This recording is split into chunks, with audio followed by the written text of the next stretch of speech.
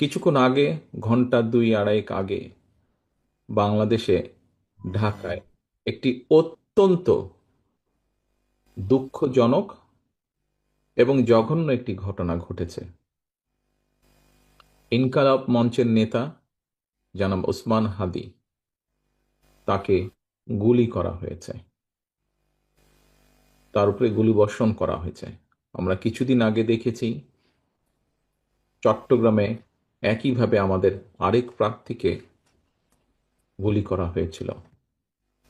প্রিয় ভাই বোনেরা, প্রথমেই আমি এই ঘটনার জন্য তীব্র ঘৃণা এবং প্রতিবাদ জানাচ্ছি। আমাদের উচিত হবে সারা বাংলাদেশে গণতন্ত্রের পক্ষে যত মানুষ আছে প্রত্যেকটি মানুষের উচিত হবে এই ঘটনার তীব্র প্রতিবাদ এবং ঘৃণা জানানোর।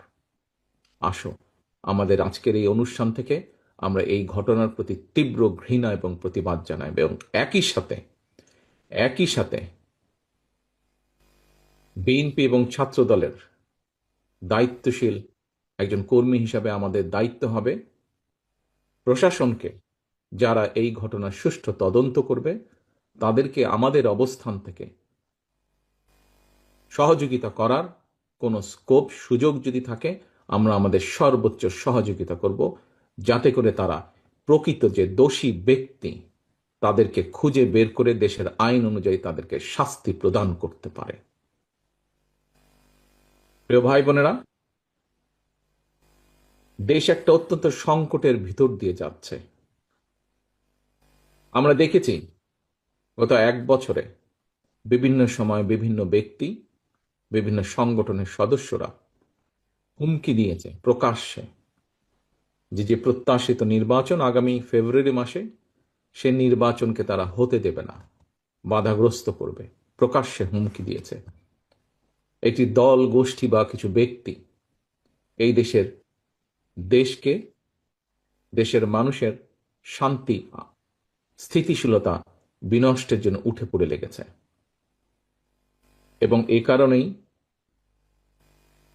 বাংলাদেশ জাতীয়তাবাদী দল এবং একই সাথে যারা বাংলাদেশের অস্তিত্বে, স্বাধীনতা, সার্বভৌমত্বে বিশ্বাস করেন, দল ছোট বড় বিষয় না, যারা বাংলাদেশি জাতীয়তাবাদের অস্তিত্বে, বাংলাদেশের অস্তিত্বে বিশ্বাস করে, সবার আগে বাংলাদেশ, এই নীতিতে যারা বিশ্বাস করে, আমাদের প্রত্যেকটি দল, প্রত্যেকটি নেতা, প্রত্যেকটি কর্মী, প্রত্যেকটি মানুষকে আজ অতীতের যে কোনো সময় থেকে সবচাইতে বেশি ঐক্যবদ্ধ হতে হবে।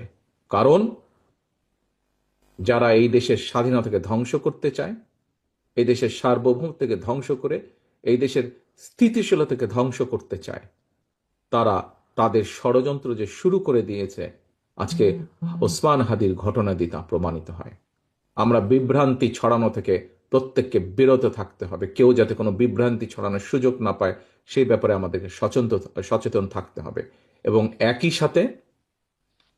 সাথে তদন্তের স্বার্থে যারা তদন্ত করবে, সত্যিকার অপরাধীকে যারা ধরবে, আমাদের অবস্থান থেকে যতটুকু সম্ভব আমরা সর্বোচ্চ সহযোগিতা করব।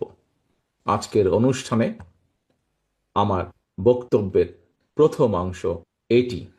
আমাদেরকে প্রতিবাদ গড়ে তুলতে হবে এবং যে কোনো মূল্যে অন্যায়ের বিরুদ্ধে প্রতিবাদ গড়ে তুলতে হবে, যে কোনো অন্যায়ের বিরুদ্ধে এবং যে কোনো মূল্যে এই দেশের মানুষ যাতে করে তাদের হারানো গণতান্ত্রিক অধিকার ফিরে পেতে পারে, তার জন্য আমাদেরকে সদা সর্বদা সচেষ্ট এবং সতর্ক থাকতে হবে।